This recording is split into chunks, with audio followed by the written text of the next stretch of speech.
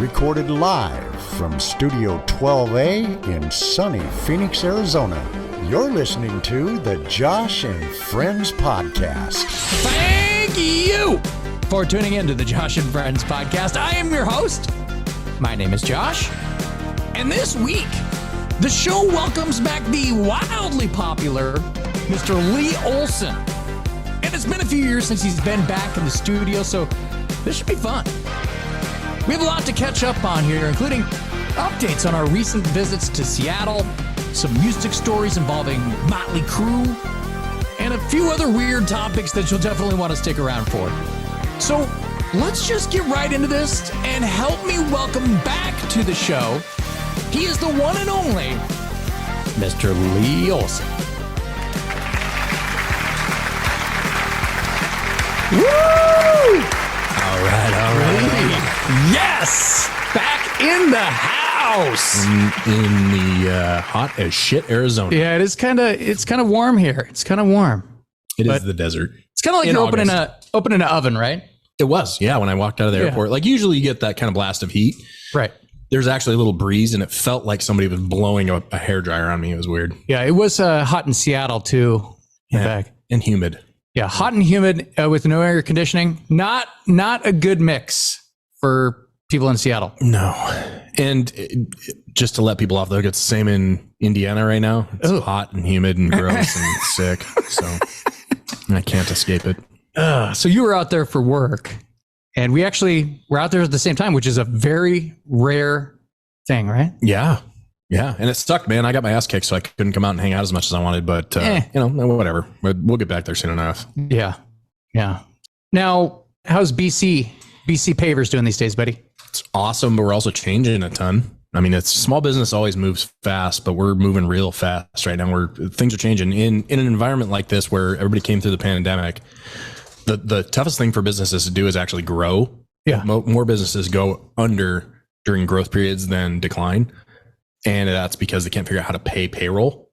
So one of our biggest competitors actually went out of business for that. So we're actually thinking about working out a deal where we absorb some of their guys and some other their contracts. Wow. So it's nutty, but whatever. It's good for you guys. It's a good problem to have. Still. Yeah, right. Because you guys had a problem a while back where you couldn't find anybody and you guys how much were you guys offering these guys for some of these jobs? I mean, our like $40 an hour turns out to be kind of $40 an hour. Yeah, that's kind of the high watermark for if guys show up to work all year and they get a mix of kind of prevailing wage and other stuff. Our guys can easily earn $40 an hour if they want. And you couldn't find people to work. We technically we still can't. The way that we're getting them now is we're going to acquire a company. I mean, I realize inflation, but we were making like $15 an hour or 10. What were we making when we first started? This isn't inflation. Let me stop there. This is not inflation. It's attitude. And it's an entire generation of people who've been raised and told that they're special little people that nobody can ever tell them what to do. Oh, no. I was talking about the actual just regular inflation, not not you guys. Like, no, but that's what I'm saying is I don't know. The inflation has nothing to do with why we can't find people right now. Yeah. We can't find just people lazy. They've just been told their whole lives that they don't need to answer to anybody and that they always deserve whatever comes their way. And for the last, 8 years, the employment market has supported that idea. And so we've got an entire generation of workers who don't know how to work and they'll tell the boss or anybody else, go fuck yourself. Right. Yeah. I've talked about that in past episodes too, where even the jobs that I've worked in, they're the same way. Yeah. Like, no, it's the younger generation that struggles to show up every day. Right. And I'd love to blame them. I mean, they are kind of like an asshole generation, but they have been told from the time they entered school to the time they exited school that the standard isn't the standard. We're going to move the goalposts for you if you need, because we don't want you to feel what failure feels like. We're going to remove things like running on concrete because that might be dangerous, or recess during the rain because you might get wet. So now we have a bunch of pussified piece of shit adults who are afraid to go out in the fucking rain. Yeah. And it's always that thing too, where back in the day, I'm sure our parents said that about our generation, but it probably just gets worse and worse. And now we're at the very end of it's like to the worst of the worst, or what? Yeah, I mean, sort of. This is definitely an economic thing. Like, you can't afford to be choosy if you don't have money. And we're a rich society and we can afford it.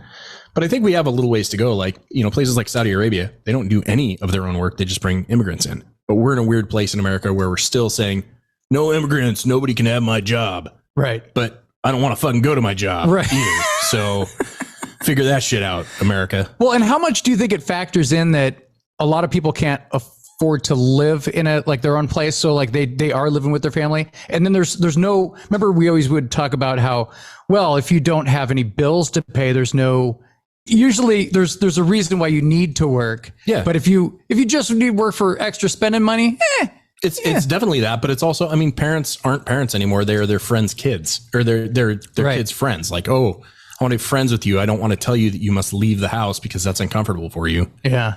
So of course, why the fuck would they go anywhere? They don't have any bills and they don't have any responsibility. Work 3 days a week and get their weed money. That's what it is. I don't even blame them. Who's the dummy? I'm the one fucking showing up at work. They might be the smart ones. They're living their best lives.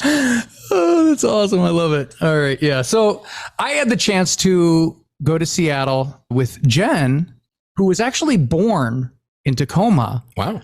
But her parents, they were in the military and they moved to San Diego when she was a baby. So she didn't get to experience Seattle. Right. So, yeah. So we're, people were making fun of me for going to, all the touristy stuff when I came back. But that was kind of like for Jen, right? Because she hadn't seen any of that. So we're doing kind of like, to be fair, like when you live in a place, you don't go see that shit. Right. Like, Isn't that funny? I didn't ever go to the Space Needle until I fucking worked there. So I kind of wanted to bring that up. Like, now you quit the Space Needle kind of like when they were like years before they did the remodeling, right? Yeah. So it was right before. So it's weird. I went there when I really needed work and I just took a job as a security officer. And then some stuff happened there that I thought was nutty. And like basically some dude went nuts up there and I handled it and whatever. And then I was like, I can't work here if you guys don't have a plan for that. And so I left.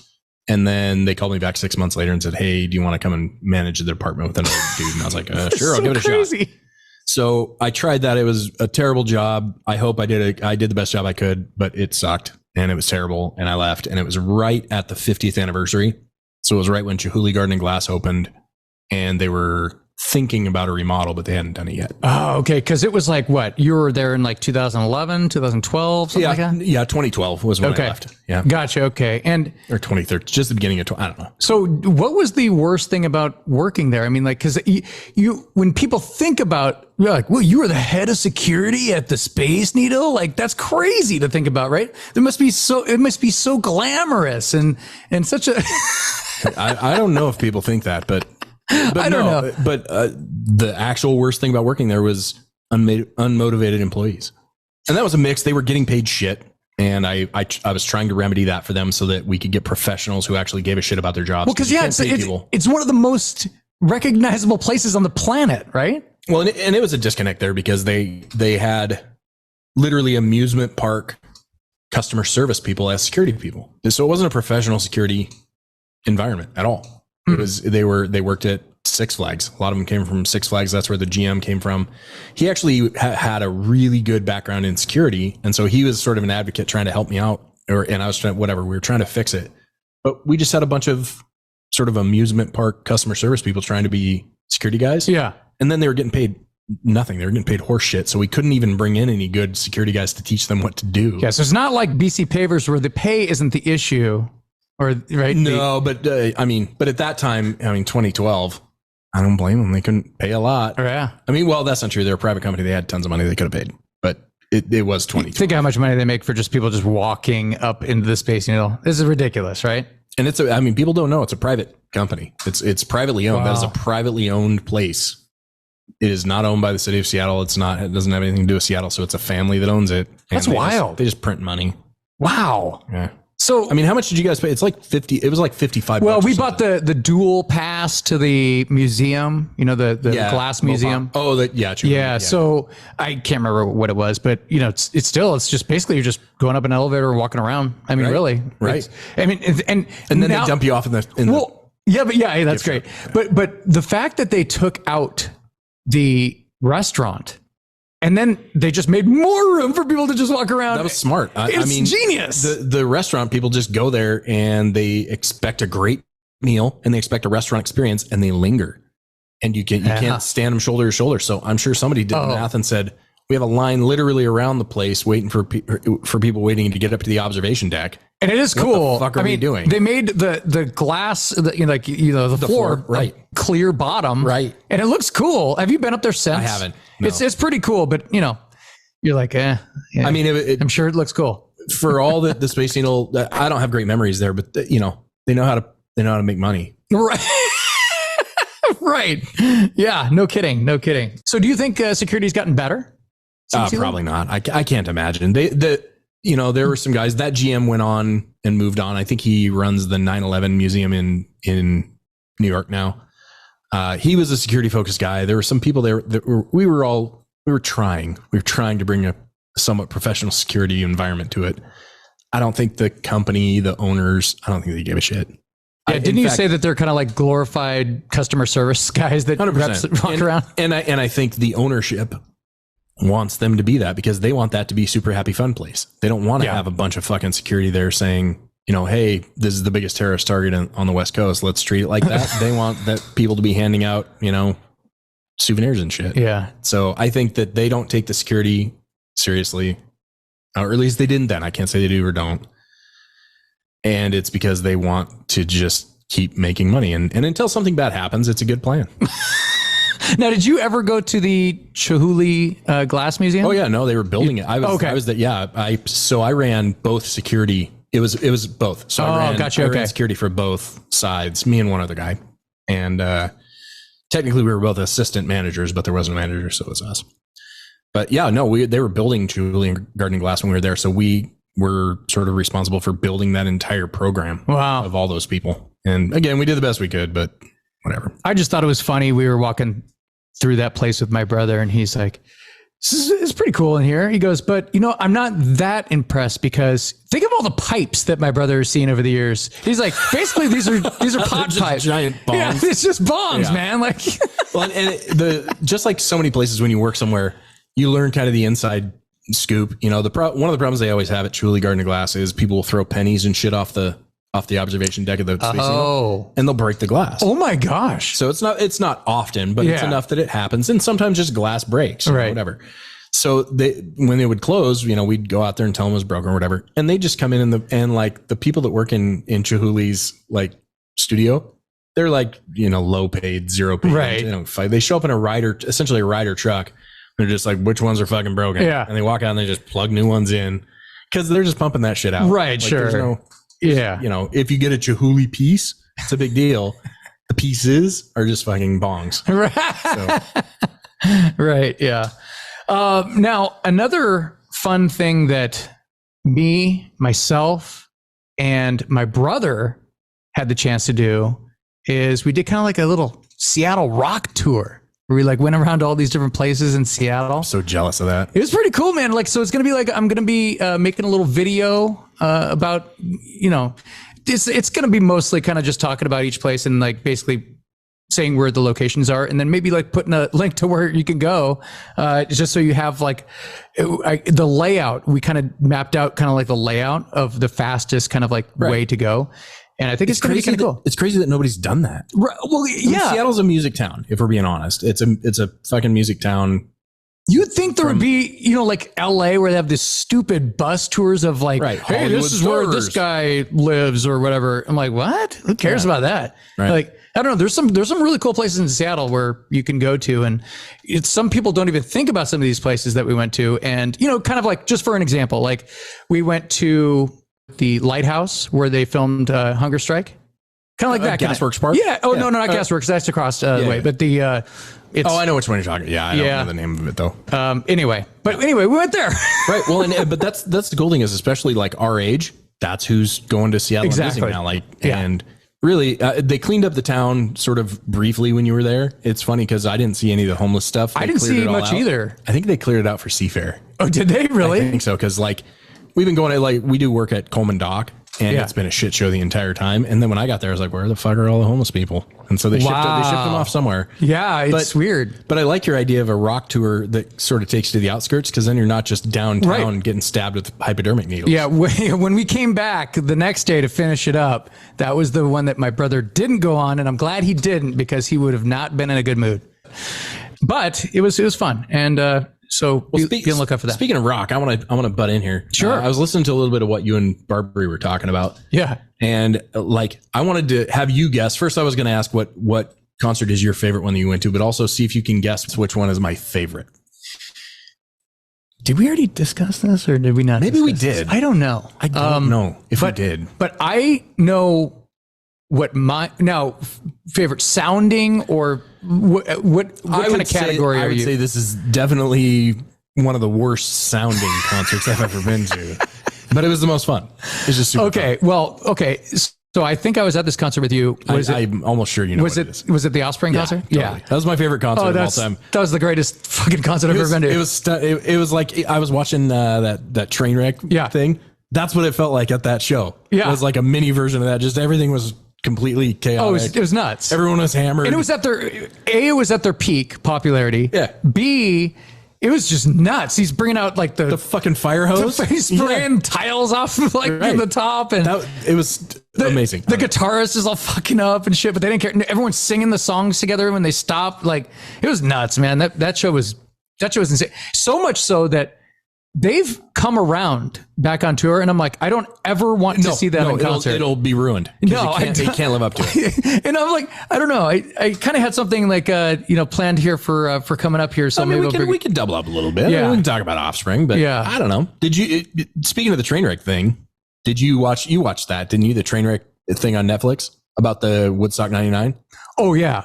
Oh, dude, there was one on HBO or something like that, and then there was another one that just came out on Netflix, and that's the one that people are talking about. They're both kind of like the same thing. It's just a fucking horrible like train wreck, right? And except it's funny. Jewel and I were watching. She's like, "Oh my god, that'd be terrifying." And I was looking at her like, "That would be fucking awesome. Well, that show would be so fun, dude." Check this out. So Jen was watching that with me, and it's so funny how things change with time, and you don't listen. You don't have those kinds of bands on there and then be shocked about the outcome. No, that's the one thing Jewel kept saying. She goes, this is their own fault. Yeah. Like, if they didn't figure that this is what was going to happen, then they didn't know who they invited. This is not Crosby, Stills, and Nash. No. Woodstock, and you invite fucking Korn, Limp Bizkit, and Rage Against the Machine. Yeah. Rage Against the fucking machine. Yeah, exactly. Let's all be peaceful. No. They had to know what they were getting into. Right. But it was so funny because the guys, they had it was our age, like 22, 23, 24, like that age group of frat boys and stuff like that. And they're showing all the guys saying like, shows your tits, and half the girls are doing it. Right. And then the other documentary, it was like really slanted for the Me Too movement kind of deal, where they're like, this is really horrible. I'm like, shut the hell up, stop it. And it was funny as Jen goes, you wouldn't say that, would you? And I go, oh, I probably did many times. I think I've said it on video. Well, but again, I don't know. It's sort of like that thing where, if your grandpa says he calls African Americans colored people. Right. It's like, okay, is he trying to be slanderous, or was that just the language of the time? Right. Yeah. And having lived through that was the language of that time. Right. Especially in that age, was a lot of show me your tits and a lot of chicks doing it. Yeah. Well, because remember, that was also the era of Tom Likas and... Well, yes, but there was also the era of the porn star. Oh, totally. And every girl had fake boobs. Totally. What does a girl do when they get fake boobs? They want to show them. Right. But what also I don't understand is the other documentary that I watched, they were like, people were grabbing on girls as they were crowd surfing. And I'm like, first off, don't crowd surf in your bikini with all these like drunken dudes. I can see both sides of that. Like, don't be a dick. Don't grope somebody as they're going by. But also, those chicks knew exactly where the fuck they were and what was happening. And the chicks without their tops on somebody's shoulders. Yeah. Come on. I'll stop short of being the asshole that says she deserved it because she dressed that way. Right. Yeah. Don't. But there is context there that is beyond like, oh my God, these guys were just sexually assaulting these girls. It's like, well, The girls were sort of there as objects, and that's what they did to themselves. It is funny too, because it is really it really is a different time. It's like so much has changed since that, and that's 1999. Yeah. You know what I mean? But I think a lot of it has to do with the crowd though too.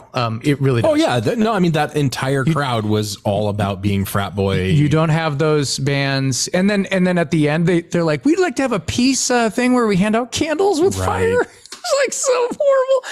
And then they were the vendors, like they started out as like $6 a water, and then it was like, well, at a certain point it's like $12 a water. And I'm like, what do you expect? What do you expect? Yeah. No, they fucked that whole thing up. Yeah. But also, it's true that like if that had been Woodstock '99 and they invited, I don't know, Sarah McLachlan and right, you know, then none of it would have happened. Yeah, you would have would not have caught on fire. You had a bunch of hippie chicks with short hair and arm and hair. they did have like Sheryl Crow.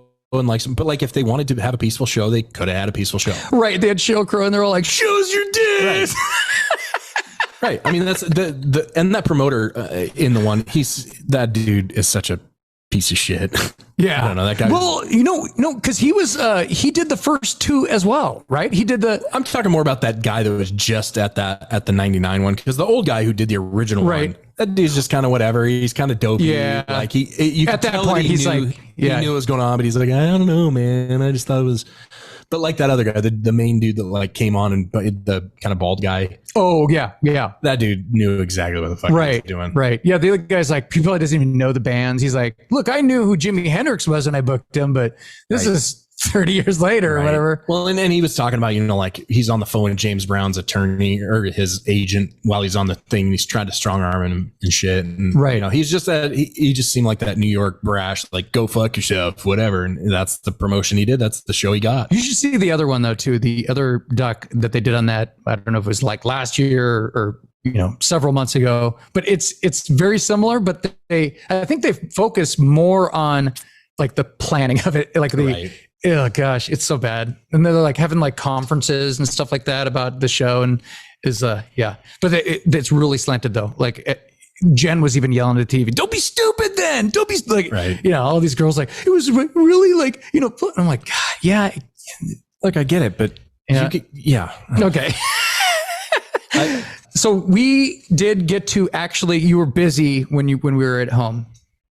We did get to like meet up though. We did at Kevin's cool. Kevin's place. Yeah, totally cool. Heather had big spreads of food and stuff. They had a barbecue. Awesome. Yeah, super good. Went on the boat, but Ryan, our buddy Ryan. Now he sent a message to us earlier in the day, and I totally thought it was a joke. I don't know why at this point I think it's a joke, but he's like, can't wait to see you guys later. Time to crack a beer. I swear to God, it was like 9:00. Yeah. And Jen goes, and I read it to Jen. I go, I think he might be serious. And then like, I think it's humorous that you had to say, I think he might be serious. Okay. So here's why, because like he wasn't seeing us until like later, but I think when he showed up, he was like, I swear to God, he said he was like 12 beers in or something like that. Oh yeah. Yeah. I don't know why you thought that wasn't the truth. He's a teacher and he is off for the summer, and he's a teacher who cracks a beer at 9 a.m. on a Saturday. Oh my God, I can't believe you could drink that long. Oh God. I think there's also a little something like we all do this. We all have certain people around in our lives that we kind of want to, impress. Right. It's definitely Vic for him. Oh, that's true. Cause Vic was there. Yeah. And Ryan turns up the manliness when Vic's around, that's true. He wants to fucking, and so whatever. I mean, everybody has their thing. What's funny is like, Vic was like, he was trashed. Yeah. And then at the very end, everyone's like saying their goodbyes, and he's like, and they're like, okay. And Ryan's like, hey, you want to crash at my place tonight? And he goes, of course. Right. No, but then he goes, no, I'm going to just head home. And someone goes, don't you live like 3 hours away? Yeah. What the fuck? Okay. Well, I didn't read about him in the news. So, right. Yeah. I will say that Vic is mellower than he was. Yeah. He's still like, it's crazy when you meet people. And then especially as you get kind of in the years and you realize what people are made of. Cause like when you're young and you kind of meet people and you're like, that person's nice, that person's mellow, that person's an asshole. And then you kind of see personalities, and like Vic's one of the sweetest guys in the world. He's just a million miles an hour. That's true. I remember, that's like one of those things though, where they always have the testosterone talk, and man, he was just, Can you even describe how much different he was on the job than he was off the job? I think that's the thing, like Crazy. we're talking about with Ryan and Vic, is he wanted to, Ryan wants to make sure that like he has a certain persona that he has around certain people. We all do. I think Vic had a certain persona on the job site, and I think he felt like it was important to assert something. Yeah. But especially with the crews that we had and the company we worked for, he didn't really get to do that. Yeah. Like it doesn't work. Right. So it just came off as him being a gigantic fucking asshole. Came off like. But that's what I'm saying is like knowing him, he's not actually an asshole. Yeah. He's just a dude who put that suit on and he's like, I'm going to fucking put these guys in their place. And we're like, you are going to do that? Go fuck yourself. And then he'd try to throw us in the sand and then we'd throw him in whatever. And he's like, oh, these guys are stronger than I thought. I don't know if he thought that far ahead. I think he was just, I'm going to test these motherfuckers out. Now we're in the sand. Yeah. I don't know. Yeah. Yeah. So another thing that we got to do, I do love how you're sporting the ring here for the show. It's fantastic. Fantastic. So got to go to Gators for the kind of like the bar reunion kind of deal. And man, that was fun to see, not just for me, but all those other people that haven't seen each other in years as well. It was really fun. I don't know if you've seen any of those pictures, but I did, and I'm super bummed I didn't go. I dude, mean, it was so cool. I was so smoked. Jewel and I were done. I totally get it.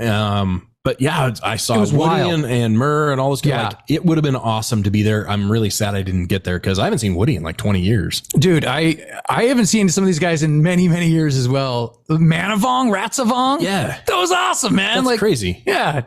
Yeah, it was awesome. It was good to see these guys catch up. Yep. A couple of them said they'd be willing to do the pod. So fuck yeah. I'm looking forward to it. Yeah. So one of the more entertaining things that I got to do, this is completely ridiculous, was the T-Rex races I saw the at video. Emerald Downs. The T-Rex races. And I guess this is an annual thing. I didn't know it was like I didn't know it was a thing at all, let alone annual, but okay. So it's pretty ridiculous. So for people that aren't aware, you get, I don't know where I think you probably just get these on Amazon. These I've definitely seen the costume. Yes, everybody's seen the costumes. So you get these T-Rex costumes, and they look completely ridiculous when you're running around in them. Just like little inflatable sort of. Yeah. The heads all bobbing back and forth and stuff like that. And they line people up like the horses. Yeah.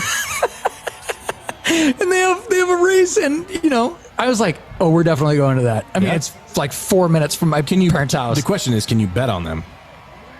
That's a good question. They had numbers. Did they have numbers? I swear they had numbers. I mean, that's a gambling establishment. They'd be silly not to allow people to bet on the fucking. The weird thing is they had kids that ran first, and then they had adults. Great. So we're betting on kids. This sounds fun.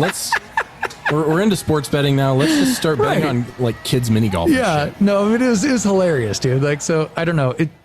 I don't know if I'd recommend going to it, but it's definitely. If you happen to be in Auburn on the weekend that they do T-Rex, and you're 4 minutes away, like my parents are, give it a go. Yeah, go on Groupon. It did look fun. Yeah. So, Lee, you had like a Carlin-esque moment the other day when you mentioned over text. I don't know if you remember this. You mentioned over text that you were sick and tired of people whining about how bad things are, which doesn't sound like you at all. I know. Not at all. Yeah, but you sure that was me on the text?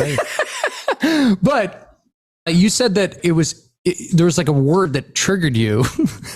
And do you remember what this word was? No. So basically it was nowadays. And I don't know. Oh, I do remember. What nowadays, can you explain? I don't know. I think I was just sick of hearing people say that. Like nowadays it's this and nowadays it's that. And I was like, shut the fuck up. It isn't any different now than it was then. You just have the benefit of fucking hindsight and you forget all the bad shit. Right. Stop saying now. And nowadays is a dumb word anyway. Stop fucking saying it.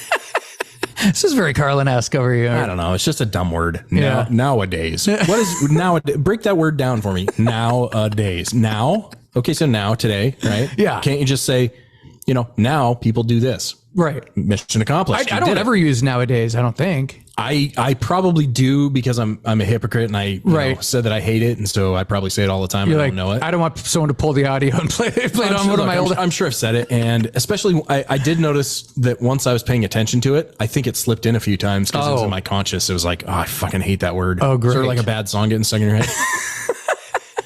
But I think the thing that got me though is just that sort of nostalgic 2020 looking back, and that's horseshit too, because looking back you only see what you want to see. Yeah, it's not good or bad. It's just whatever the fuck. There's a lot of that going around. I mean, I guess that's every generation, though, right? It's every generation. Yeah. Read some newspaper articles from the 20s and 30s. They look remarkably similar to today. Right. But people, or 50s or 60s, just everybody thinks everything is worse today than it was back then. Back in my day. Fuck, I talked to my parents and I asked, they lived through the 60s. And I said, hey, you guys lived through the 60s when they killed all of the major social people, Martin Luther King and Bobby Kennedy. Mm-hmm. They killed the fucking president of the United States to kind of start the decade off. There was a war that you didn't have a choice whether you joined or not that killed 70,000 Americans in a shitty place that wasn't winnable. All of that had race riots in major cities. Yeah. Major upheaval. Hey, Mom. Hey, Dad. Is today better or worse than the 60s? Both of them. Way worse today. Really? Way worse. You just don't know. Things are so much better than they were. Repeatedly, except but nowadays. Yeah. I see what you did there. They have the benefit of looking back and they just remember their good memories from back then. They don't remember that the fucking cities were on fire and they killed the president. I mean, they remember it, but it's gone. Today, it feels like fear. Mom, you don't do auto pay or have iPads or computers or air conditioning? Phones? Or, My fucking dad grew up in a ranch that didn't have indoor plumbing, and today is worse. Yeah, exactly. So, and I don't blame them. That's natural human sort of observation of the past. Is we all think of high school as fuck, that was awesome. I mean, well, that's true. Neither of us think it was awesome. Not us, but like, you look back with generally good memories. You don't look back at most stuff and say, fucking terrible. I'm so glad to be here today instead of then. Yeah. There are a few things for everybody, but generally we look back and say, God, everything was better back then. Yeah. Forget about the welfare food stamps that you were on. No. And shit, like if you ask people today, is crime today worse than, in the 90s? Oh, geez. No, remember you see all those documentaries about like the 70s and stuff like that in New York City? Like, people are like, they always try to explain this as much as they can in these documentaries. Like, you did not want to be in New York City in the 70s and 80s, especially the early 80s. And even but that's the thing is, we lived through the 90s. Do you remember the 90s being a very violent time? I mean, every time's kind of a violent time because you always see if somebody said, "Hey, which decade?" Since the 90s, I don't really think of it statistically. They were the most violent decade in in America. Yeah, because you think about all the gang violence and stuff like that when we were There was, but nobody fucking remembers that. And, and they look down, they're like, oh my God, it's so much worse today. It's like, well, statistically, not even fucking close. Right. So, and you don't know anybody that's gotten shot. I think that people realize it now because everything's on camera, right? It's on camera, but really the main deal is these.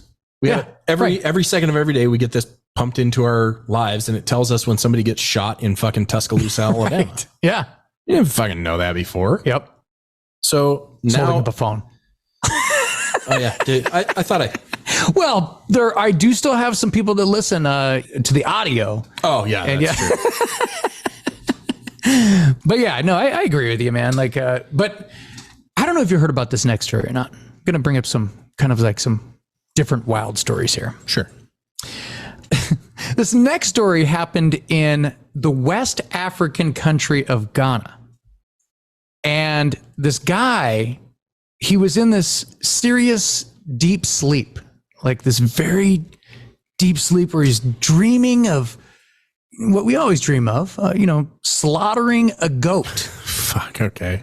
And he woke up to sharp pains in his scrotum. Do you know where this is going, Lee? He got his own wiener off. Apparently, the 42-year-old man walked into the kitchen, grabbed a knife, and cut his own penis off. Yeah. And Lee, have you ever sleepwalked? When I was a kid, I did. Yeah. Same with me. I don't obviously remember doing it, but they said that approximately 4% of adults experience sleepwalking. I don't know what the percentage is for children, but they said episodes can last anywhere from a few seconds to a half hour. And I think that's pretty hardcore dream right there. Like, was he? I mean, that's got to be narcotic induced, right? I mean, that's what I originally thought. I mean, hey, look, there are outliers for everything, so maybe not. Maybe he's the one dude literally in the world who will cut his own penis off while he's dreaming. I mean, because you hear about stories of guys that are on like PCP and But yeah, so geez.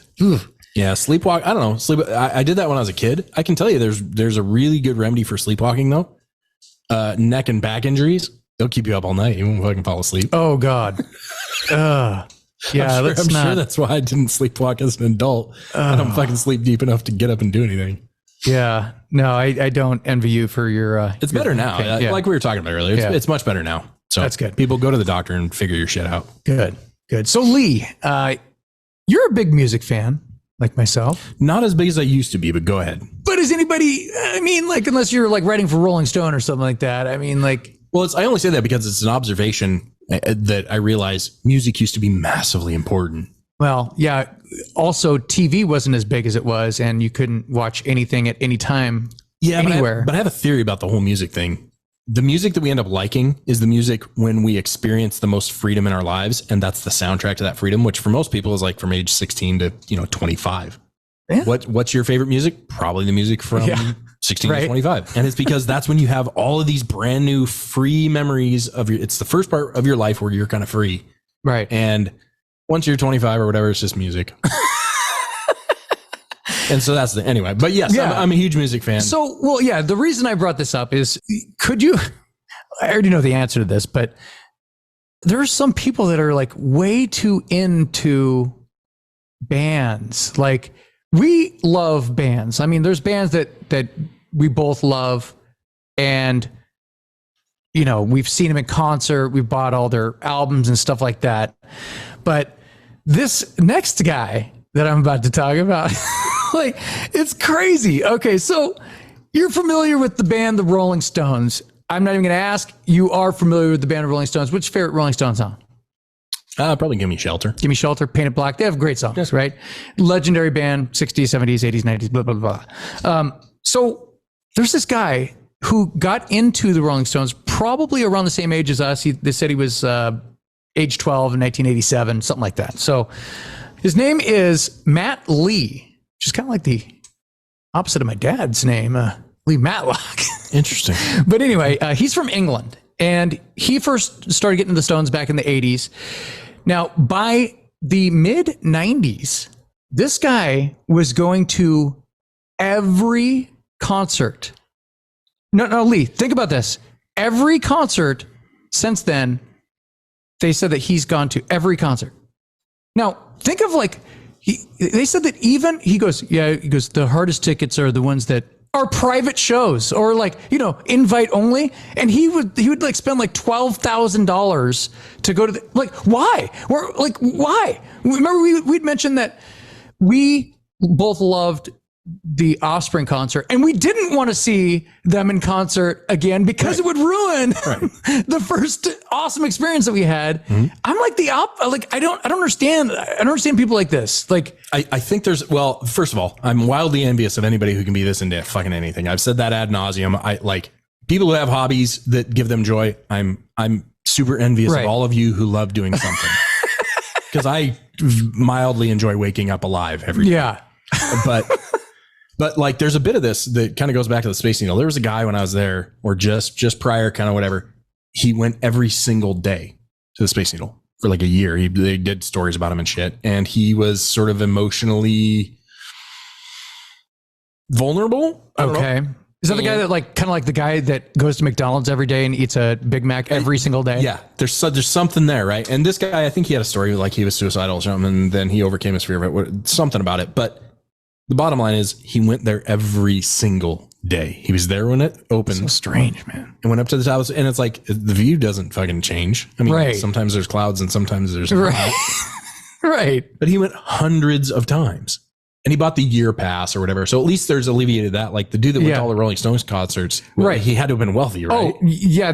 I think they said that he owns like 3 businesses or something like that. But how is he owning? Run them? I don't know. I don't know. Fuck, I don't know. So there are people doing life better than me. Yeah. Now you said that you are kind of like envious of people that have those types of hobbies. Now, there's a difference between a guy that has like his little locomotive, set that he runs in his house, and then the guy that builds the actual mini locomotive like thing in the backyard, right? Like who's riding it and stuff like that. I don't think there's a difference. You don't think there's a difference? I think it's just scale and sort of money and ambition. But I doubt that dude who built the giant scale model in his yard gets any more enjoyment than the dude who's sitting in his basement with his, scotch and soda. And woo-woo. Like that dude is having just as much fun. Yeah, that's true. That's true. It does kind of look fun though. Like those guys that have the train in the backyard that they're riding around in.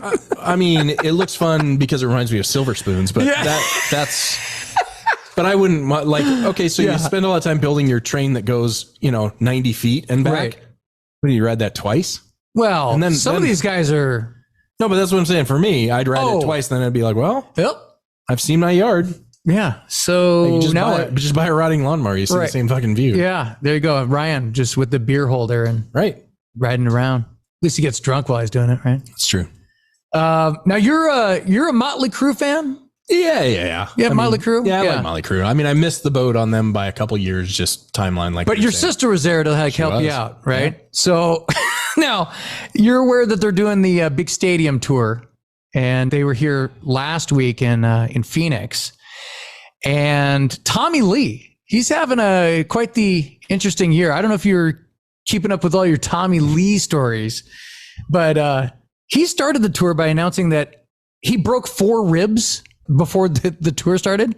So he comes out and he starts drumming, and then he stops and he's like, I'm not going to be able to continue.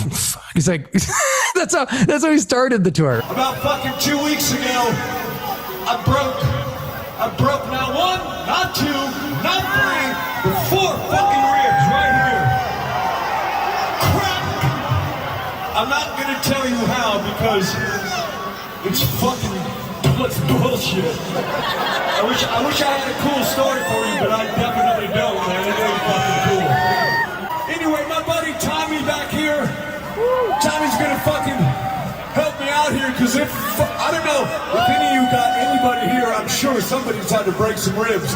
It is fucked up. Am I right? I mean, if it hurts to breathe, it hurts to fuck, it hurts to play drums, it hurts to do fucking anything. Anyway, Tommy, you fucking get it, buddy. I'll see you guys in a minute. I'll be back. I'm with the motherfucking show. Let's go. So he started the tour like that. He broke like 4 ribs, and I was like, how did he break 4 ribs? And like apparently he fell down. Sure. So, okay. All right. Then there was video, or I'm sorry, I think it was pictures. He posted some pictures a few weeks ago on Instagram of his dick. On Instagram. Well, sure. Yeah. And I mean, he's Pam and Tommy. That he was one of the first sort of accidental porn stars. Well, yeah, I kind of had a question about that to you. Like, first off, neither of us are kind of like, well, why wouldn't you? But yeah, but like, I'm surprised he's not just posting more pictures of that. No, thing. If I had a huge dong Snake? like that, everyone would know it. Right. I think everybody does know it, but I mean, that's the thing is, I don't blame him. Fucking go nuts. But then there was that video. I don't know if I sent you the video of basically, it's like he's okay. So back in the 80s, he'd bring up his big camcorder. There's videos of this, and he would film all the girls in the audience showing their titties, right? Right. So, which is now retroactively sexual assault. Right. Now he does that. There's video of him doing that at this concert. I haven't seen 1 fucking pair of titties. Not 1. That's bullshit. Really? Not 1 fucking pair of tits. And I'm like, okay, that's kind of weird. You're like asking like your fans' children to like read the room, bro. Right? Like, okay, maybe like retire that and leave it in the for a 80s. bunch of reasons, not the least of which the average fan age has got to be 55. Right, but now they're all taking their children. I guess that's true. Yeah, right? Kids are, So, but isn't that even creepier though? It kind of. It's like, oh, come on, daughter, you can fucking show them your titties. Right. We're at the Motley Crue show, right. So, I just think that. But anyway, so he came out and he said, a couple of weeks ago, we took a little break from the tour, right? And dudes, I went on the biggest motherfucking bender for fucking 2 weeks, like fucking. I was that. Yeah. I was fucking that guy, and then fucking sitting there naked, taking pictures of my dick.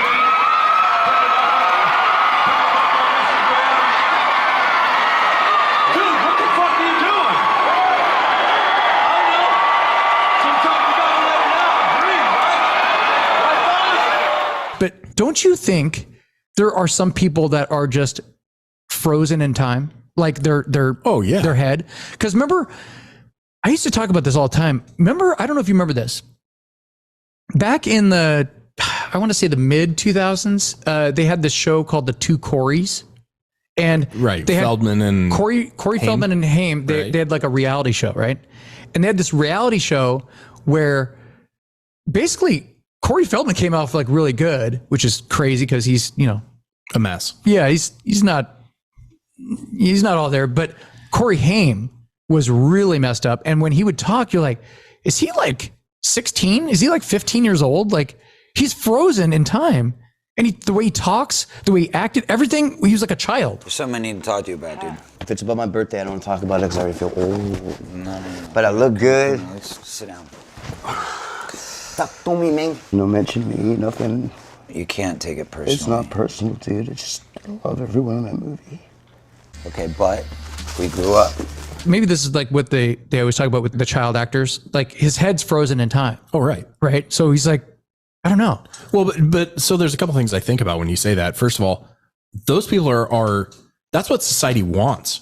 They want Tommy Lee to be 1986 Tommy Lee forever. Right. So we're paying him to be that. He is not incentivized to grow up at all. We don't want that from him. We want him to be 1986 Tommy Lee forever. Unless you're Ron Howard. Yes. But not everyone's Ron Howard. That's true. Ron Howard went on to do awesome things after. If he hadn't, then we would wish Ron Howard had stayed Opie or whatever the fuck he was. But like, so they're incentivized to do that. But also, what does that do to your head if your entire living, your entire like existence, identity? Yeah. And I'll bring up like Chris Farley. If Chris Farley had lost 100 pounds and gotten healthy, it probably would have ended his career. Well, Al Roker, I still look at him and I'm like, dude, can you gain some, can you put on some weight? You look weird. We don't want that from and so guys like Chris Farley who are maybe susceptible a little bit to like they want the approval, but also it's their fucking That's probably the same way with women and plastic surgery when they're really famous, right? When your worth, your self-worth, whether it's, you know, your job or your self-esteem or whatever, is tied to this thing that has a time or has a physical property. Over time, your physical properties change. And if you are stuck in that place, either monetarily or emotionally or whatever, of course you're going to hang on to it. That makes a lot of sense because when someone dies, I always go for the picture that everybody knows them at instead of like, oh, this is him 2 weeks before he died. Right. You know what I mean? I don't know. Yeah. Which, by the way, you must have a feed on all the death. I mean, I said that before, but I didn't know half these people were even still alive by the time you posted. So it's so funny because like I have people that I haven't talked to in years. They send me like they. Well, that's your identity now. What we were just talking about. Your hobby is obituaries. So you know, I actually got that from my dad. By the way, he used to go, "You got to read this," and he'd fold up the obituary part of the section of the newspaper, and he'd hand it to me. And I'm like, I guess he wants me to read this, and they were fascinating, like just random obituaries. But I'm like, at the end, I'm like, all right, so. That does not shock me about Matlock. Right. The guy that had the Addams family hanging out in the bathroom. Yeah. Well, and he's the guy that's, hey, come here. I need to show you something. Come here. And then he'd sit me down in the garage with nobody else there and show me like an obscure World War II, an entire movie, like a 2.5 hour movie. Well, I always talk without saying a word. Yeah. I always talk about the famous incident when pagers were big, and you had called me and said, hey man, I'll be over in, I don't know, 10 minutes. And I was like, all right, I'm sitting out there hanging out with my mom in the living room. Your dad intercepted me. Yeah. And I'm like, what, where is Lee? And I think I paged you. And then you walked in like immediately walked in. You're like, hey man. And I go, where the hell were you? It's like, it's been an hour. He's like, oh, your dad, like, had me sit down. Show me some obscure documentary. Hey Lee. Yeah. He's like, why don't you take a seat? And by the way, obscure documentary, like not on net. This was VHS, so this was premeditated. This was, I'm going to record this and I'm going to get somebody to watch it with me. Yeah. Yeah. Hey, Lee Olson, you just walked in the garage. Take a seat. And he used to do that to not just you. Oh, no, I know. It He did definitely that to everybody. It had nothing to do with me. He did that to Jen too. He's like, Jen, I need you to come out and listen to this song. I do love the sort of the intro, the way he does it, because it's not like, hey, have you ever seen this movie? Would you like to? Right. It's, hey, you got to see this. Get your ass out here. Come here. Come here. I got to show you something. And it's like when people say, hey, come here, I got to show you something. You're like, fuck, okay, what's going on? Yeah. Whoa, this must be really serious. I got to show you the bass fishing tournament from 1998 on Outdoor Life. Sit down and watch. It's incredible. Those guys go so fast in those boats.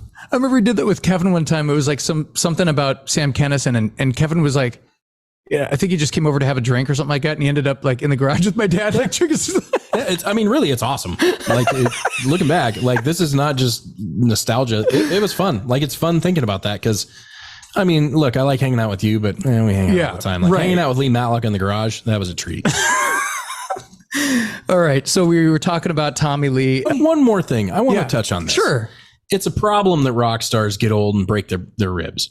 It's a bigger problem that people don't expect them to get old and break their ribs. True, especially when you think of if he's really trying to keep up with the partying, like the alcohol, because they were supposed to retire like what 2010 or 12 or something. I don't even know. They were supposed to, or they announced it because they were supposed to retire in 1989.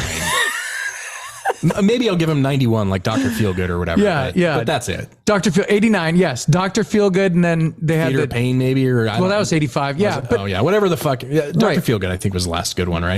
Dr. Feelgood was the big. That's like their peak, but that's it. It also came out like right before grunge. So, but that's what I'm saying. Call it a career. Like that's fine. Right. Make your money. Yeah, but like trying to keep up with that. I mean, how do you keep up with their like lifestyle back in the day? Those guys were legendary. Oh, nuts. They're crazy. So, but speaking of wieners, because we were just talking about Tommy Lee's wiener. Lee, you don't have any kids, right? Nope. Not that you know of. Pretty sure no. Okay. Yeah. All right. Well, unfortunately, that cannot be said about Nick Cannon. Did you just hear about Nick Cannon? No. Well, Nick Cannon has just announced this last week that he is set to welcome his 9th child into the world. 9 children. 9. I mean, whatever. If you got the means. So you're all for, I mean, like, shouldn't he be like not having 9 kids or what? I'm not really all for it. It's a form of child abuse. It's a form of narcissism to say I'm going to replicate myself that many times. But compared to how many people have 1 or 2 kids and fuck them up completely in ways that are unimaginable. Right. A super wealthy dude who has a nanny to raise his 9 kids. But at that point, like, I don't. So what I'm kind of like getting at is like Nick Cannon to me is now more famous for knocking up women and having kids. He loves having kids. Well, let me save you the trouble. I don't even know who fucking Nick Cannon is. Okay, he told me he has 9 kids. Have you ever I've heard his name. Have you ever seen him? But if you told me he's a movie star, I'd be like, great. America's Got Talent. He's like the guy that's like, hey, everybody, coming up, we have blah, blah. Anyway, so he's one of those guys, right? Okay, fair enough. So he's a comedian, whatever. Sure. Okay. So it's kind of like Elizabeth Taylor. Remember in her later years, like in her early years, she had this. She's known for like her violet eyes and like these big giant, movies, super famous. But when we knew her, she's the older lady who liked to hang out with Michael Jackson and was divorced like 8 times or married 8 times.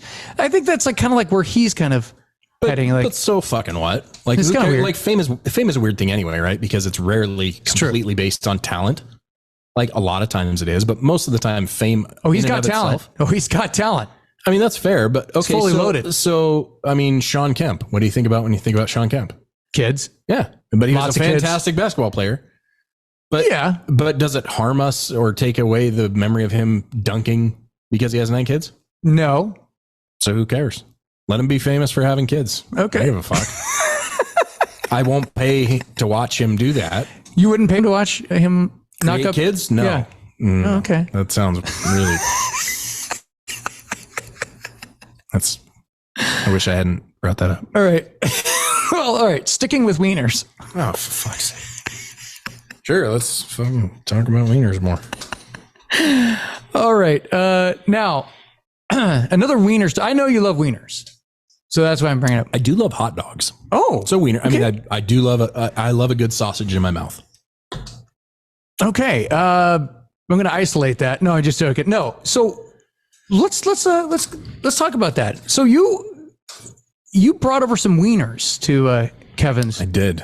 and you have this technique where you got to explain this technique because you've been doing it for since as long as I've known you. Oh, I mean, this goes back to when I was a kid. Yeah. So first of all, anytime I have anything, a sandwich or a bun, anything with a bun or a piece of bread, I smash it. And you've done that not only with hot dogs, Everything- and stuff like that, everything with but bread. like bagels. Everything with bread. Bagels are already smashed, and you smash them even more. Yes. You like put them in like a clamp. I would love to have a panini press to just smash every sandwich ever. But this goes all the way back. When I was a kid, I used to take entire loaves of bread. Is this so you could eat it faster? No, I think it's just I think it's the texture thing. I like the density. Okay. But like when I was a kid, I used to take an entire loaf of bread, peel the crusts off, and I would take half the loaf on one side and half the other, and I would roll it with a rolling pin in my kitchen. What the? So I don't know how many pieces are in a loaf, but 18 or something. And so I'd have like 9 pieces of bread, but I'd have them down and they'd be like thin, like lunch meat. And I'd put them on both sides, and then I'd put lunch, like, the shitty Carl Buddig lunch meat in between. Yeah, right. So it was a 9,000 calorie sandwich, but that goes back as long as I can remember. Like, I just like that sort of dense thing. Huh. So interesting. No, that's, yeah, but that's it's not speed. I am a fast eater, but those two are unrelated. Okay. Yeah. It's just, I like dense. I like that. If I'm going to put a wiener in my mouth, I want things to be dense. Oh, you don't want it to be slippery or? I mean, slippery and juicy and hot, sure, but I want it to be dense. I want there to be some density there. We sound like that SNL skit now. All right. Sweaty okay. balls. Yeah. I was going to say that. All right. So here's another weird wiener story. Did you hear about Gary Busey? Which part? I mean, not recently, no. Right. Okay. So just that statement alone, did you hear what Gary Busey did? Right. I mean, it could be anything, right? Yeah. And it's not acting. Oh, it's no. So it's that same thing you're talking about. Like, Exactly. we know he's an actor, but for the last 30 years, it's been, oh, fuck. No, what because did he do? No, because every story you read says he's famous for the Buddy Holly story that came out in 1978. Right. And I'm like, which is what? horseshit because he's famous for Point Break. Point Break. What about not Tommy Boy, but Black Sheep? I can go to your mama's and start a small fire in her panties. Now, are you ready to get out of the car? Yeah, Black Sheep, but I mean, Point Break. Point Break is his, that's his moment, if you ask me. Okay. For your generation. Sure. Okay. Okay. So on August 19th, he was actually charged with 2 counts of criminal sexual contact after allegedly groping 2 women at a Monster Mania convention. There's a lot to unpack there. So Gary Busey, how old? He's got to be in his 70s. Right? Gosh, how old is he? I think he's. I'm gonna guess 71. Yeah, he's in his 70s. I think he's so in his Gary 70s. Busey, who is already quite nutty. Yeah, because of a motorcycle and wreck, largely. usually you don't get better. No, it's more after so. As you get older, you get more so. Right. So whatever you were, you're going to be more of that. So look forward to all that shit, people. I'm going to be angry as shit when I'm 70. So the other incident, he had put his face in front of another chick's boobs and asked where she got them before attempting to unlatch her bra, the strap of her bra. Well, okay. So a follow-up question. Yes. Is a Monster Mania convention like a porn convention? Because I don't know what a Monster Mania thing. There's a context here that might apply. Like, is it a place where girls walk around and that's what I was thinking when I saw that their bras? No, I was thinking it was like one of those busty kind of like maybe a Elvira kind of looking chick. I mean, if the context of this is the Monster Mania is a children's costume thing, then it's still wildly inappropriate no matter what. But it's more so inappropriate if the context is that. But if it's a bondage and S&M convention that they just call Monster Mania. Yeah. Right. No, I think, look, like you said, either way, it's not appropriate, but if she is wearing like a bra or like one of those, cleavage shirts. Like I could see him like leaning over and going, "Hey, look at that," you know, like just a joke. Yeah, I mean, but reaching around and trying to undo it, that's a little crazy, right? I mean, that's sexual assault. You can't do that. You can't undress people without their consent. Yeah. So he was kind of like, I think they pressed charges or, you know, accused him of it. But then a couple of days after this, Busey was caught in a public park in California with his pants down on a bench. And it looks very strangely, you can't make this one up. He's literally has like his pants down and his hands in his pants. Kind of weird. So, I mean, okay. So Busey was nutty 25 years ago. He's extra nutty now. Yeah. I think we need to stop holding people who are famous to some sort of accountability that we don't hold, you know, people in downtown Seattle accountable for, because there are a lot of people with their pants down in downtown Seattle right the fuck Maybe that's why he went there. He's like, hey, nobody's going to do anything to me down here, right? So, I mean, it's context again, like it, but it does sound like he has some maybe mental health challenges or something else going on that, you know, all I ask is that we're consistent with whatever enforcement we give. If we're allowing, you know, random heroin addicts to walk around with their pants around their legs in downtown Seattle or downtown LA, we can't get pissed at Gary Busey. Yeah. I think it's one of those things too, where you almost got to, I mean, who at this point doesn't know Gary Busey's fucking crazy? Like, I mean, do you want a picture with, I mean, are you going to walk up to Gary Busey and go, hey, Mr. Busey, can I get a picture with you? And I'm like, well, you don't know what he could do. I've seen him completely nuts. But that was the question I was going to give is, if you know who he is, you must know that he's crazy. Right. But did they, or did he? Well, how would, why would they want a picture with him if they didn't? Right. Maybe he walked up and said, I'm Gary Busey. I was in Point Break. Yeah. Because he is crazy. Like, you know, I'm just saying there's an opportunity. Well, there's also the thing where, you know, Jen and I were walking in downtown Seattle and I go, don't make eye contact with any of the crazy people. Because once you do that, it's on, right? Yeah. So don't make eye contact with Gary Busey and he's not going to try to undo your burst. I agree with that. So yeah, I do agree with that. And you should even if you don't know Gary Busey, you should have that radar on anyway. Because I feel like if Gary Busey walked up to me and I didn't recognize he was Gary Busey, I'd probably still be kind of like, he looks crazy. He's crazy, right? I mean, he doesn't look crazy. He's crazy. How does he even get still roles? He looks crazy and he's crazy. Go to your mother's house, start a small fire in her panties. Yeah. I'm like, oh God, what? I think there's also some where people get money. They have a lot of, like, I just watched the John Mcafee thing. Yeah. Did you watch the latest one? Like, I've seen a couple of them, whatever. That dude was fucking nuts too. Oh yeah. But he is nuts with all the money in the world. Right. And so you can cruise through a lot of life without any real consequence or without any stays in mental hospitals if you got the money. That's true. That is true. Like, cash is the great equalizer. You can do whatever you want if you got enough money. Yeah. Speaking of a lot of money, Lee. Speaking of a lot of money. Going back to music here real quick. Mm-hmm. Are you familiar with the artist Drake? Yeah. Okay. Do you have any favorite songs? No, I don't know any Okay. You don't know any songs? Didn't he sing one started from the bottom, now we're here or some shit? See, I'm not an expert on Drake. That would be kind of like more... Started from the bottom, now we're here. I just know that like he did that like God's Plan and the phone song. I don't know. Bling something. Wasn't he on Degrassi Junior High? I don't know. I think he was. All right. I think he was on Degrassi Junior High Canada or something. Okay. So that's how. Yeah. Okay. Yeah. He was a child star, right? I think. I don't know. Well, that's literally everything I know about Drake. Okay. Well, he just recently broke the record for top 5 songs on the Billboard Hot 100 charts, previously held by the Beatles. So, Lee, my question to you is, do you think that Drake will be as revered in like 30 years as the Beatles are today? I mean, it's always a possibility. I'm just saying, like, do you think that is kind of like the same thing? Or do you think that he was able to get those like top 5 hits because of maybe kind of how the music industry is kind of today? I think there's a couple things. Certainly the capacity is there because it's timing. It's whoever the fuck likes that person in that generation, and that creates the popularity. Sure.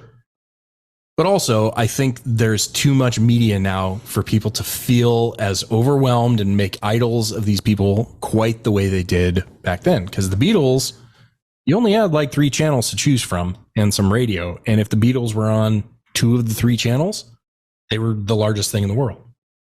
Drake is on one of 10,000 channels or 10 of 10,000 channels or whatever. And he's super popular and he's whatever.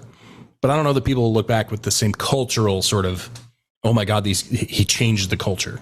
Right. But I don't think you can change the culture as much anymore because there's it's all wide open. Yeah. Which it was back then too, but it just seemed like more of a monoculture because there were limited broadcasting viewpoints. We'll see. I mean, because I know that the Beatles had, influence on literally like every band pretty much. And he might too. I mean, who knows? I don't know. It doesn't strike me that people who sort of, sample and rap, to me, that doesn't seem as innovative as writing and composing music. He does sample a lot. That's what they were saying, that he does sample a lot. But right, I mean, that strikes me as not quite as innovative. It's all art. But it is. Well, and I'm not diminishing it as popular or good or anything. It's a skill. I just think that like it's harder to influence somebody when you start by borrowing from something else. Yeah. And then you add something to that. It's like clearly you're taking an influence from somewhere, you're adding your sort of spice to it and moving on. Yeah. He's not really creating something that somebody else is down the road going to say, he influenced me and I'm going to use his thing now. At least less. Right. I think it's good observation. Now, speaking of observations, you told me the other day, this is going back to the very beginning of the podcast, kind of like how things are a lot different these days. Mm-hmm. But you were watching a movie recently and you were looking at it going, there's no way this could be made or even maybe showed on like TBS or TNT. Do you remember what movie that was? I do. It was Ace Ventura. Ace Ventura which is a huge movie. Oh, it made Jim Carrey, and he was the most famous guy in the world because of it. I saw that movie probably more in the theater than any other movie I've ever saw. And it was fucking hilarious. It was great. Jim Carrey was amazing, right? Yeah, it was great. But if you watch that in 2022, you know what that movie's about? It's an entire movie making fun of a transgender person. Oh, man. An entire movie where they literally surround this transgender person, strip it's so bad clothing off. It's so bad. And point and laugh. And spin her around. Yeah. Oh, God, it was so bad. Again, in the context of the time, it was a hilarious movie, right? Whatever. And looking back today, that would my God. That movie would be submarined so fucking fast, and Jim Carrey would have to, his career would be over. Oh, and there's so many parts in that movie that are bad too. Like, I mean, it's so brutal. Yeah, like when Einhorn kisses him. Yeah. And then he goes and he's like brushing out his mouth. It's like, oh no, you might have kissed a dude. Like, like they're playing the music. How terrifying. Yeah, the crying game music. How terrifying. You might have just kissed a dude. Oh, God. Yeah. And then it's the whole transgender thing. He takes a blowjob for a payment. Like the whole fucking movie is just horrible. Which it was funny back then. I mean, again, people have to they have to allow for context of the time, which I think we have a hard time with looking back. Yeah. But that movie, looking back, I was like, wow, there isn't like one or two things in there. Yeah, because I never even really thought about that until you started pointing out all this shit. I'm like, holy crap! I haven't even thought of about that movie in years. I hadn't either. No, and if you had asked me before I watched it, what my recollection would have been is it's hilarious. Yeah, right. It's funny because like Jim Carrey was the funniest guy on the planet. Like his characters are funny. His acting's funny. Like it's still funny. But if you watch the entire story, oh God, is about a transgender person and making fun of that person and also equating it with mental illness and a bunch of like. Well, yeah, you're right. Because then they went to it's like he went crazy and he's like, right. So mental illness, transgender, ridicule, homophobia. Like it's really bad if you sort of look at it through the lens of like how we would look at things today. Maybe that's why Jim Carrey's like, I think I'm going to hang things up here. I'm going to retire. Right. But that said, I don't look at it with that lens now. I look at it and go, oof, okay, that couldn't happen today. But I hold it in the context that we had it then. I try to judge it based on the information that was available when they made it. Do you know that came out the same year as Doug Wendy? Wow. Well, there you go. Yeah. That didn't age well either, for the record. Nobody knows what we're talking about. That's good. Yeah. Okay. Yeah. Not all of us were sensitive. We lived in a different time. Oh God, I think we got to leave it there. I think we got to. We can't end on fucking transgender homophobia. you want to talk about Dumb and Dumber, or you want to talk about? No, actually, I want to talk about something. This my Lyft driver was talking about this on the ride over. Oh, okay. I'm all Totally ears. random, but it's something that I haven't accounted for completely. I just asked him if he was a baseball fan because Mariners signed Julio Rodriguez or Gunnar or whatever, and it was a big deal. And he's like, nah, I like fishing or whatever, and it's no big deal. But he goes, do you do any sports betting? And I don't. These apps are everywhere. Yeah. But he's telling me, he's like, yeah, I don't really either. I have a buddy who does it though. And like, I guess he does quite a bit. And I was like, oh yeah, like, you know, what does that mean? He goes, well, he just won like 151 grand on something. And I was like, what? Holy fork. 151 grand. And I said, is he, and he goes, yeah, he's really good at it. He's really good. And I was like, holy crap. Well, he told you about that one. He said, yeah, I bought a new car and he bought all that shit. And I was like, okay, so he told you about that win. Yeah. What should he lose? Yeah. And I said, I'd be curious to know. And he goes, I don't know, man. I think he wins most of the time. And I'm like, and we started having the conversation about sports betting is certainly gambling because it's not you doing the thing. Right. But it's a shady area between pure gambling and skill. Because if you put enough time into the research, if you understand the systems and the weather and the whatever, you might be able to turn it around. But I'm realizing now that, first of all, I'm not into any of that gambling stuff and it is taking over. I know lots of people who are into that gambling thing. Yeah. I don't know what we're going to make of it and what it does with, I mean, we gamble on sports with $20 fantasy football. You're right. But $20 a season. Per season, right. And that's enough for me. That's fine. Yeah. $50 a season. Yeah. But like it shocked me that I heard that number. And then I was reminded there's a cop in my gym who was talking about his brother won 50 grand on a game. And I'm like, wow, what are these people fucking betting? Are they betting like $100 on the longest long shot ever in hitting? Or are they betting $38,000 and coming away with 50? That is nuts. People either have a lot more money than I think, or they're just really, really reckless. And I think it's the latter. I think it's the people that are really fucking reckless. That is wild. Right. Like, yeah, you know me, man. I've never been a gambler, but right. And I used to tell you this too, because like I know I'm never going to be a rich guy because rich guys a lot of the time are gamblers, right? Like, don't they gamble on stuff? I think there's a mix. I think there's the conservative people who run that long enough to where it accumulates enough. And but because that works too. That's a very safe bet. If you're a conservative, you save your money, whatever, you can get to wealth. People who get really rich, uber rich, like none of the richest guys in the world just saved their way there. Right. They took massive risk. So yeah, certainly there's that. I'm kind of in the middle. Like I don't mind gambling, but I don't actually seek it out. I just know that if I'm in a place that has gambling, I'm going to try and win. And I usually lose because that's what gambling I've been to Vegas with you. Yeah. That's a whole nother podcast. All right, we'll save that. And dude, thanks for coming on in the studio. What do you think, buddy? This is the first time you've been in the studio on the camera here. We have it's a little camera. Usually have the two things up here, but I like it. And thanks for the birthday ring. Oh yeah, dude. Yeah. Yes. Unicorn. Yeah. We got the ring. We got it's a perfect look at that. I should have been smiling the whole time. I should have been like answering all the questions like that. Anyway, whatever. So yeah, we went over a lot of inappropriate topics today. We almost ended it. I wanted to turn it around with Ace Ventura, but we ended it with degenerate gamblers. So good. That's a good. That's a turnaround. Exactly. So maybe we'll have a drink, a little toast to you, you, my friend. Yeah, maybe a little Tito's action.